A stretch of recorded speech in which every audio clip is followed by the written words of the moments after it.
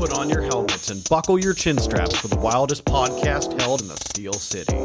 Dubs and Chicken Hawk will give you a taste of the past in fried jumbo. All right, here we are, folks. Episode number 54. 54. Yeah, I'm trying to think whose number that would have been for the Steelers. I can't think of a 54. Marvin Kellum. Marvin Kellum. Who I knew. You knew him? Yes, he Yeah. became a carpenter. Oh, He wow. was in the Carpenters Union. That Okay. shows how. Was he from McKeesport? No. Yeah. No, he, a good friend of mine was in the union with him, and I met him because we did work together on certain projects. Yeah. And he's a great guy. He passed away. He had cancer. He's Oh. gone now. But he played, I mean, he was Back when? He played. He was Jack Lambert's backup, Oh, okay. and he played special teams. Yeah. Like, He actually blocked the punt, or in the first Super Bowl, that block punt they got, yeah. and it was a safety maybe or Safety, something. I He think, was part of that. Against the Vikings. He was part of that play. that whole thing.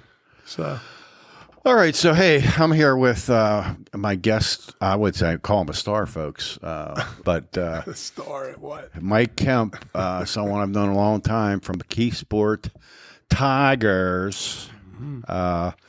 We're here to basically talk to him about his lessons learned while growing up. I know you went to the Tigers, and then I think you went to Bethany, right, or something. Yes. Yeah, and runs a big enterprise, of Kemp Heating and Air Conditioning, right? It's a small enterprise. Small but enterprise. We can make it look big. But he did some work for me here recently, and I saw that you've been in business since 1888. The Kemp family has been doing heating and air conditioning business. That's amazing. Great grandfather. Your great grandfather In the same place. No, sir. 10th Ward of 10th Ward of McKeesport. McKeesport.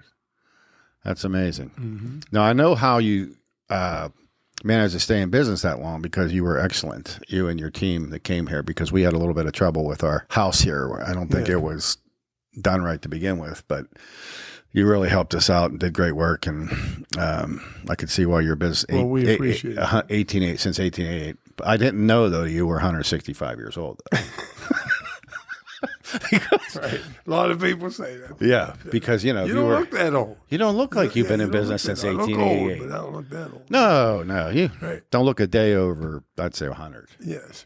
No, I'm just kidding. You're right. No, you look good. You look good. How old are you, by the way? 63. 63. So that means you graduated what? Well, I'm 62 and a half. 62 and a half. As soon as I go past the halfway. So what, you graduated 1981 or 80? 81. 81. Okay. All right. And your brother's, I think, a year behind me, maybe. Or Yeah, Brian was Rick, definitely Rick and 82. them guys are behind me. Yeah, Rick, Diggs, and Brian, and Quayle, and all them were 82. Danny Stewart was 81. He was my age. Yeah, he was your age, Yeah, so back in the day when you played high school. I only played 1 year. Right, but did McKeesport play Norwin regularly during that time frame, or was it just in tournaments? Do you remember any of this stuff? When I'm in 10th, 11th grade, I don't even attend a basketball game, don't even know what their record was, didn't even care. But did you play basketball on the playground? I played basketball on the playground every day. Every day. And there was people in multiple playgrounds around the McKeesport area that could beat. If you put 5 together, they would beat the starting team on the high school team. Yeah. They just didn't play. No, there was a disconnect. The coach had big problems. He got thrown out my junior year at Christmas time. Let's back it up and start maybe when you were younger and all that kind of stuff, and then we'll get to the coaching and all that stuff. Yeah. And by the way, I was going to wear my tie-dye shirt as a tribute. To LSU. I don't know how many people watch this thing, but most people that played at different places would remember that. Yeah. Yes. So LSU was Lincoln School University, right? That's what we called it. Yeah. And Lincoln School, that was right off of Lincoln Way there at the trying to think, it's like that old. If you know White Oak. Oh, yeah. Probanic's office. Yes. It's right behind Probanic's office now. It was an elementary school, small. Like brownish looking or brick, yellowy brick. Yellowy brick, yeah. Mm-hmm. And it was a whole block, though. Okay. The building was in the corner, and it was a whole block. The playground. Yeah, there was a baseball field at the end. So you had baseball. Was a hoop court. They put in 2 tennis courts. They then they had the little playground for little kids. Yeah. With the little, So not a whole lot different than Irwin Playground or any. No. But it was one block surrounded by, like, Irwin Playground's even different because there's only a couple houses right there, and you have to cross kind of a road. And right. Get to it. There's an alleyway there. Yeah, this was right in the middle of all neighborhoods. People came from all directions, all ages. Yeah. Crazy. When you went there, did you have instructors and things like playground instructors there? Because when we were young kids, right, Norwin had a recreation program, and we would go down to that playground. And people from Latrobe too. I've had a doctor on from Latrobe, and he had the same. Which doctor? Campbell's. He's Eric Campbell's his name. You didn't get that crazy guy. Remember the crazy guy that jumped out of the gym? What was his name? I'm trying to draw on a blank I on can't him. remember his name. He was nuts. Yeah, but no, it wasn't him. No, so he was telling me he had this recreation program too, but the recreation. So you would go down there. Let's say I was 7 or something, and you'd have these 2 playground instructors there. Usually they were females, and they were just graduated from high school. And they would manage the games for the kids. Now, the older kids didn't need managed. They went and played basketball all the time. But the younger kids, you didn't have anything. No supervision at all. No, and when if I was with my buddies and my dad was anywhere near the conversation, and we were, you talk about the old times, and you're saying how great it was at Lincoln School. We could play baseball in the morning and play basketball in the afternoon. Yeah. My dad would always chime in and say, there was a lot of bad stuff going on at that school, too. Okay. Between drugs. Smoking pot and stuff. More than that. Even that, yeah. Yeah. What kind of drugs? Like all drugs. All the way. I don't even know what drugs were when I was a kid. What were the drugs? Now, that became more prevalent as I got a little older. I mean, no, but when I was 12 and 13, there was older kids, some bad ones. And we knew there was definitely a stigma then. Mm-hmm. There was kids doing heroin. Oh, my. And there was, and they were bad. They were just really having trouble. Terrible human beings. Having trouble in life. Bad. Yeah, they were really bad. Okay, so we had it all. And we were exposed. I was never offered any of that heroin in my life. Okay. No. But it was around. See, that wasn't around. It was all around. And there was people, my buddy, Rez. Yeah, oh yeah. Kevin. Yeah, Kevin, yeah. Kevin stayed, now granted, his house was right alongside the schoolyard. Right. So his dad and mom had vision of the schoolyard the whole time. Yeah. So he stayed clear. Okay. But I didn't. I became a both. I went to both sides. Both sides. Heads and the Reds. Heads and the Reds. There was games. We'd have games, Heads and Reds. Vicious games. Vicious games. Brothers that hated each other because the one was a head and the other was a red. So your heads were burnouts then, right? Burnout, you would call them burnouts. Yeah, ours was the Freaks and the Jocks. Freaks and the Jocks. That's what we called it. What's that movie? The movie has the... with Swayze was in it. All the kids were in a cruise. What was that? What were the Socias and the Greasers? Greasers, yeah. Greasers and the Socias, yeah. It's a timeless thing. It's probably going on now. You can ask. Yeah, Luke, what was just back that movie, or not the Sound of Music, but the Jets and the I'm trying to think, that West Side Story. So it kind of goes back. The Sharks and the Jets. Sharks and the Jets, yeah. So then you went from that to the Greasers and the Socias, and then it's timeless. It's probably going on now. Yeah, I mean, it's some weird, different way. Some way that we don't understand through technology. You and I don't know. No. Luke might know. Yeah. He wasn't there that long ago. We had several groups. You had kids who were really smart. They called them schoolies or, things like that. You had kids that were I was weird. 'Cause burnouts. I was smart. So I was in the Like the advanced. math. Like, math, there's, Oh, yeah. you're either in the calculus thing Mhm. or you're a step behind. You're not going to make it to calculus. Right. 'cause You get can't- that at college. Yeah. You get it in college. I was in the calculus math. I was in advanced history. And nobody thought that because the way I acted. I was I acted like a head / I don't know, crazy man. Crazy man. Mm-hmm. But I was one of those kids that I hung with every group too. I didn't do the pot, or I didn't get into any of the, I guess you would say, I was afraid to try any of that But stuff. you probably got along with those people. Oh, great. See, Yeah, I know yes. you. I've known you all the years. Yeah. You probably got along with those people. Some of them to this day are my better friends. To be Exactly. honest with you. I just was yeah. with 2 of them yesterday. Yeah. So I never, All day. I always felt like I was no one to judge anybody. No, I was. I just never had the answers. I think a lot of people that are insecure, I think they go towards a group to Right. feel secure. Right. I didn't feel like I needed. We didn't need that. I didn't need that. No, I didn't need it either.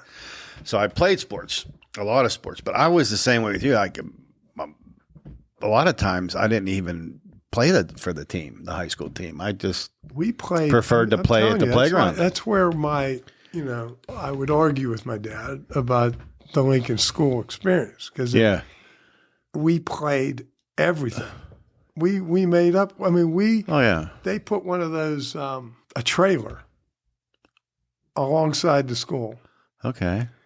Because the special needs people were in a federal program. Because my mom was a teacher, so I know all this. My mom taught in those trailers the whole time because she was in a federal program that was not funded by our school district, so they had to be in a different building. Oh, I see. It was wild. So special education so children. They put this wrap around the bottom of it's one of them like trailers you point on wheels. Yeah. A modular.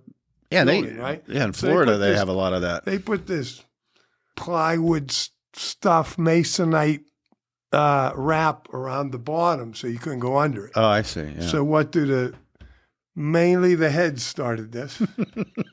We started ripping pieces off of this stuff. Yeah. So then 5 would go to this end of the playground with pieces of this Like board. stuff. Yeah. And then 5 would go this way.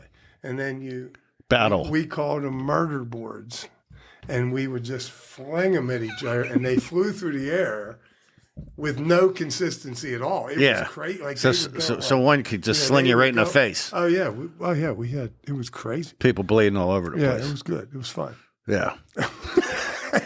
It's so crazy. If you survive it, it's fine. Oh, yeah. That's kind of how you look at it. you know? rock battles and different things. Yeah. So were your battles always the heads versus their heads? Or it would just be whoever was around? No, because we would have McKeesport McKeesport's a big school district. It Huge. Used to be big, not. Yeah. but, Very, very diverse. There was, when I went to school, there was 11 elementary schools in McKeesport. 11. Because they weren't big. Like, how Norwin essentially has always had these big buildings and they put Yeah, a lot of tons kids in of there. people.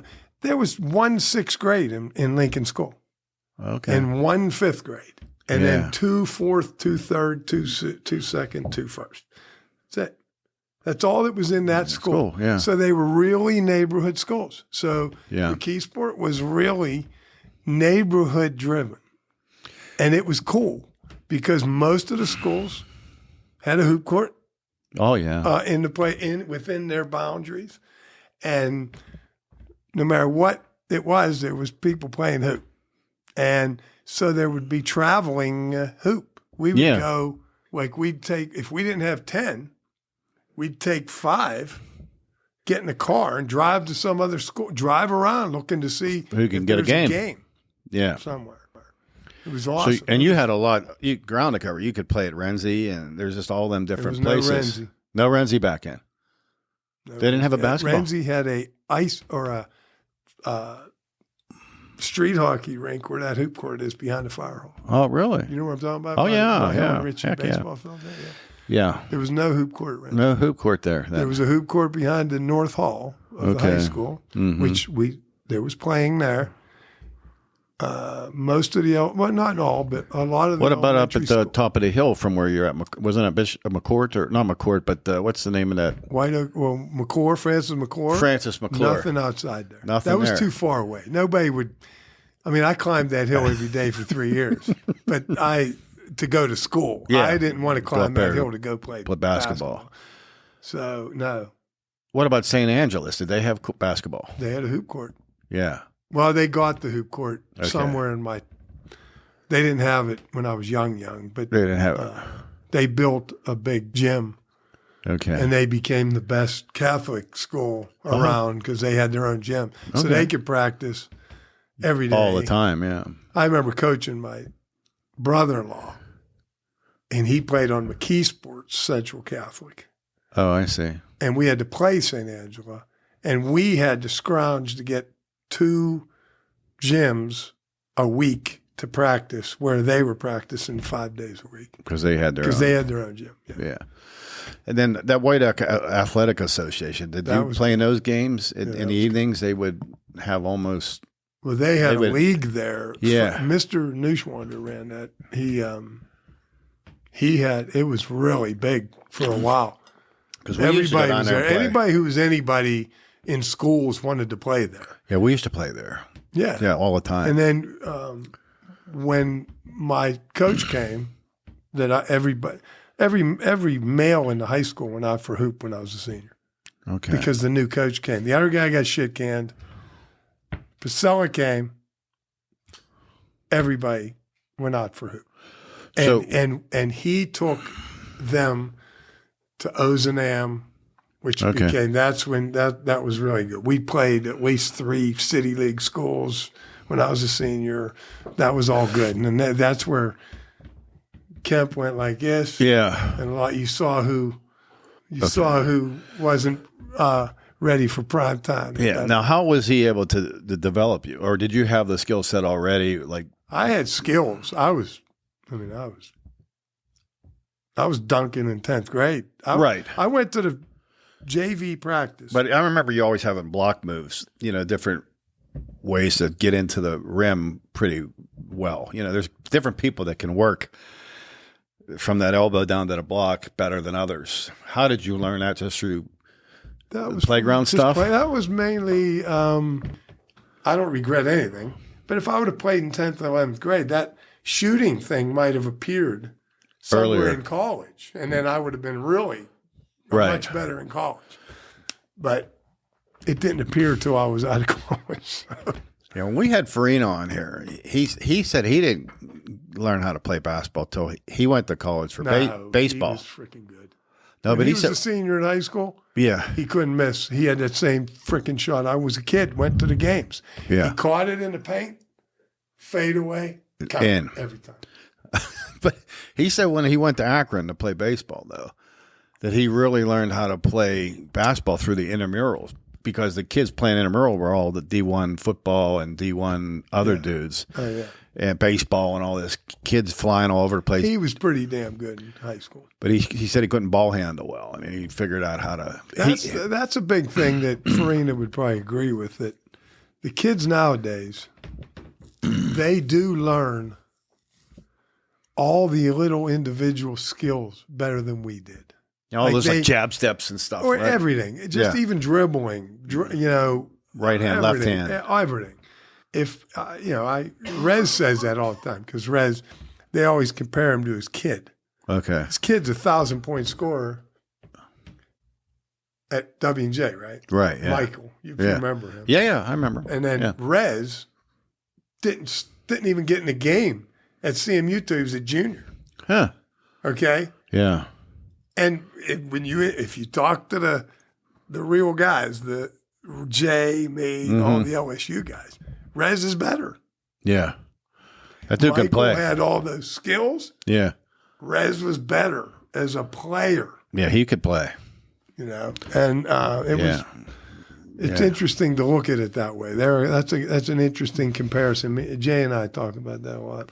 Yeah, because I know through what Rick does, he teaches these kids all those skills. Yeah, Thomas. Rick understands that. Yeah, he totally understands. They really are ready to play basketball. They have such a higher basketball IQ than I think we did, because ours was all playground stuff and all that kind of thing. But then you have also, this is probably a controversial statement, but that's okay. You probably like that.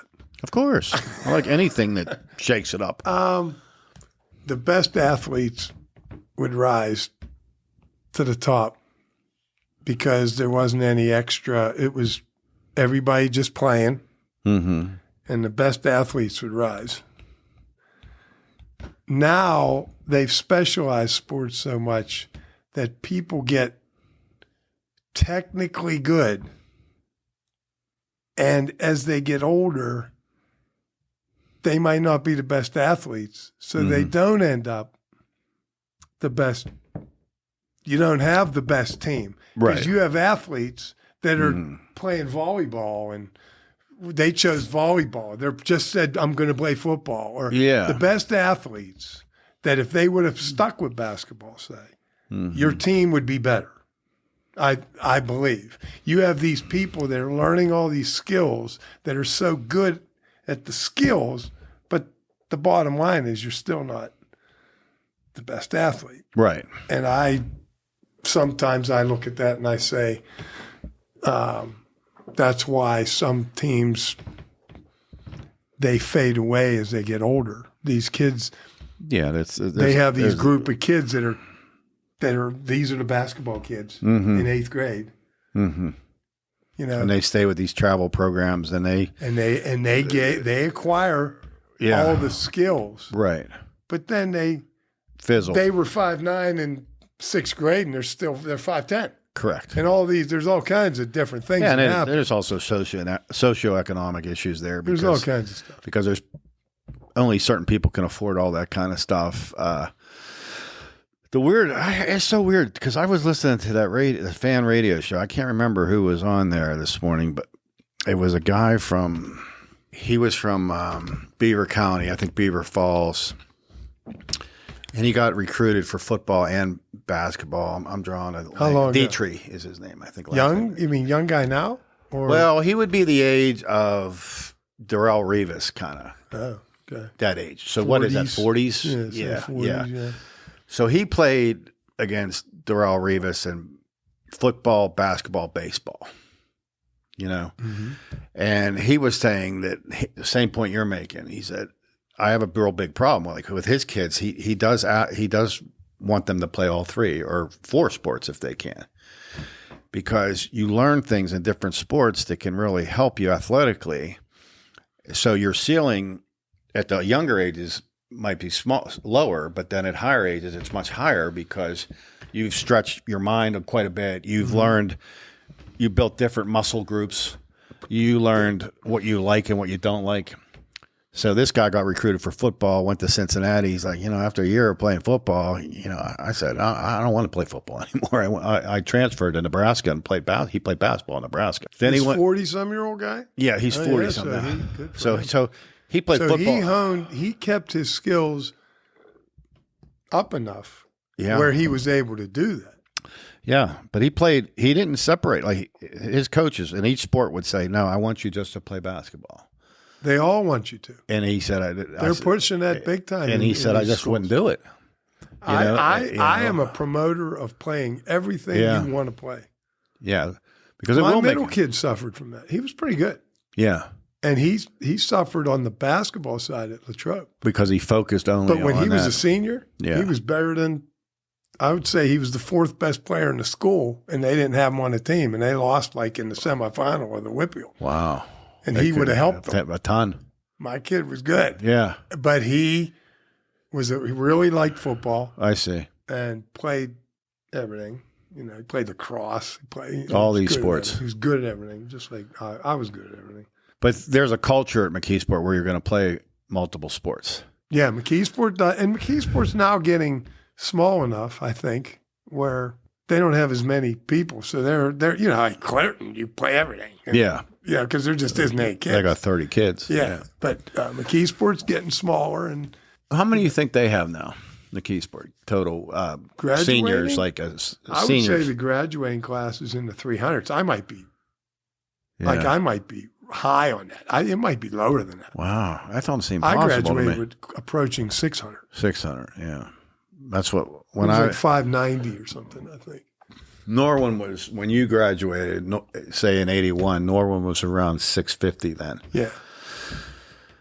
They went to Brian's year, went over 700, and then every year since then it's gone down.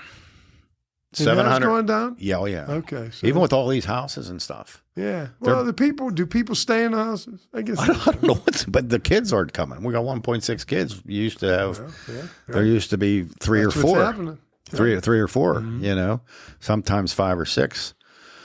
But yeah, Norwood probably, I think, graduating 400 maybe. Now? Yeah. That's all. That's it. Hempfield? They're still pretty decent, yeah, big, like Hempfield's 600 big. maybe. Okay. Yeah. But PT? yeah, PT smaller than Norwin. They are. Mm-hmm. Yeah, because PT dropped from the 6A thing Down to 5, yeah. Yeah, okay. 5, and they're headed maybe to 4. Yeah. You know, it's just different times. I mean, I do wish that the playground thing would have never stopped happening. I think there's the other thing is that you have kids playing and being taken to play by the parents. Right. My dad, I mean, everybody tells the same story. I mean, if you talk to Farina and you talk to whoever else you talk to, anybody that's in our age group is going to say it. You know, we had to be home for dinner, you know, at 6, but they didn't know where you were. Ever. And they didn't know what you were doing. No. And my dad could sit here and say there was bad things happening too, but also you're out there these kids are out there doing what they want to do. Right. What they really want to do. Like if they're really like basketball, you're gonna see a kid sitting there just chucking. He's over there by himself. Just get him a ball for Christmas. And he's going to be at that hoop, shooting hoops. Yeah. Practicing dribbling, whatever. Yeah. You know what I mean?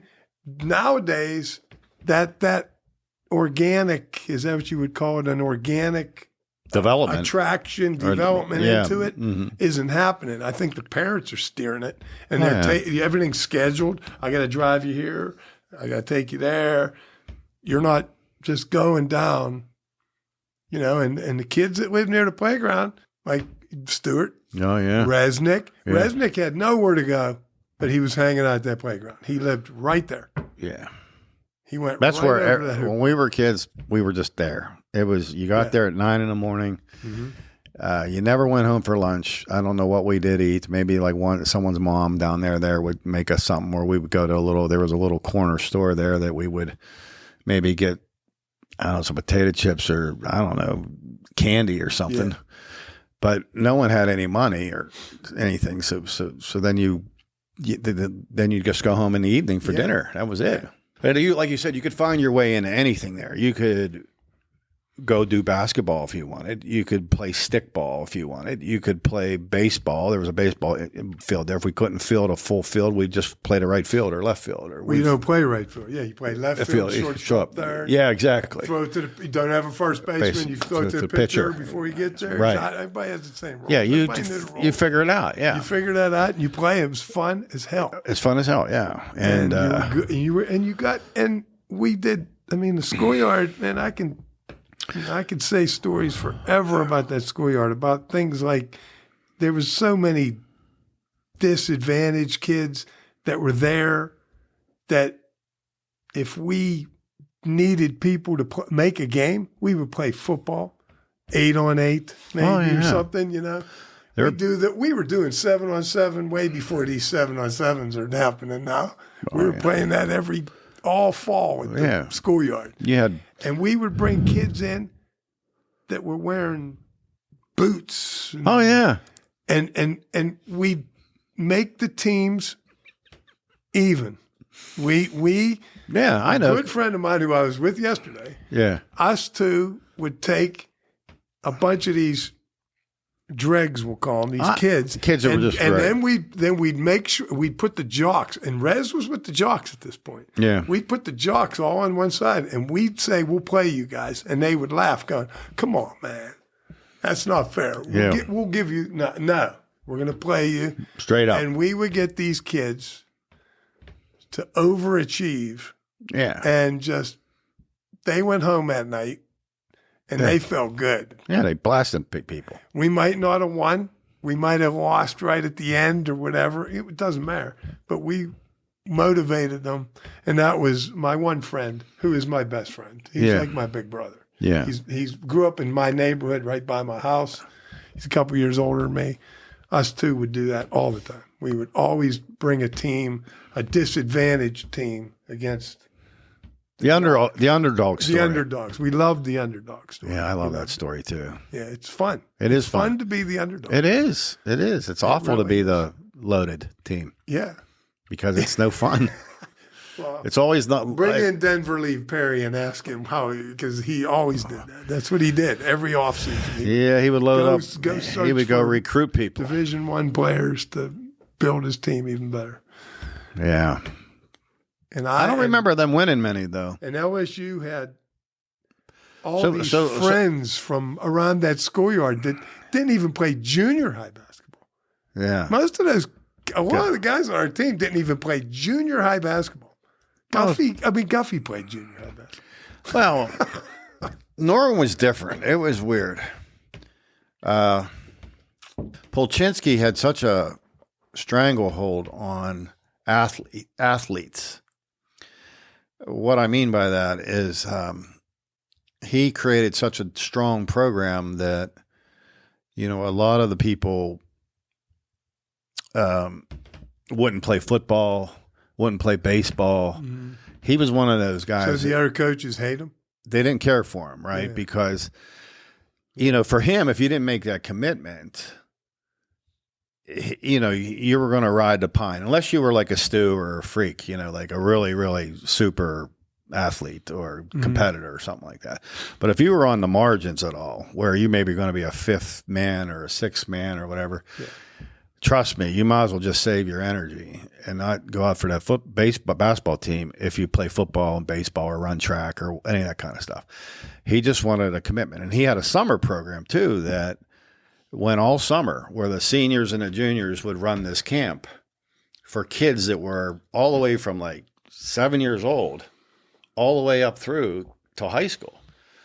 So, he had his way of, managing that athletic, I guess, funnel of kids, and people just flat out committed to it, and just would not, they would. I mean, that's why I think our football program through the years, it was really good in the 60s, and then it was even good in the 70s, and it started dropping as the basketball program picked up. Mm-hmm. And I don't think it ever recovered after that because we became a basketball school in Norway. Then it's been a baseball school.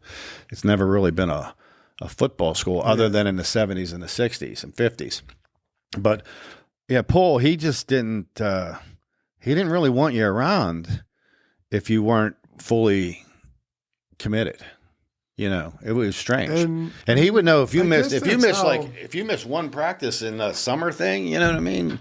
I guess that's how Monroe was. This is the guy that I wouldn't play for. Right. 10th and 11th grade. Yeah. But I kept playing basketball. It was part of my routine. Yeah, something you like to do. So I didn't leave basketball. The game. So that kept my skills up.